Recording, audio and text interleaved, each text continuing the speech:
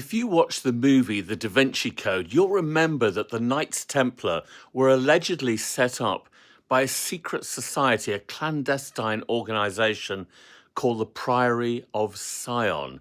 And this organization was set up, so we're told in the movie, to protect the secret bloodline of Jesus Christ. That is, the descendants of Jesus and Mary Magdalene.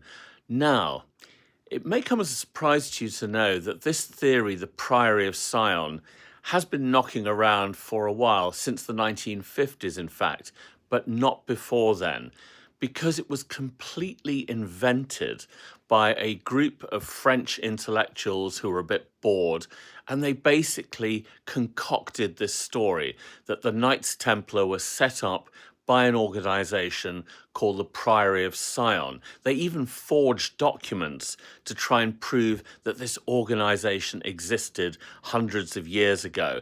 And they claimed that the Priory of Sion was led by people like Isaac Newton and Leonardo da Vinci. But the whole thing was a fraud. It was completely untrue.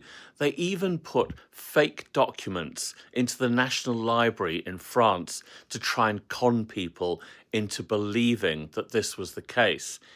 The theory was then repeated by three authors who wrote a book in the 1980s called Holy Blood, Holy Grail.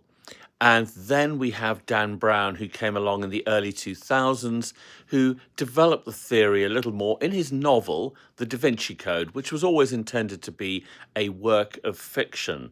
Nevertheless, the authors from the 1980s who wrote Holy Blood, Holy Grail then sued Dan Brown for alleged plagiarism. The case was thrown out of court.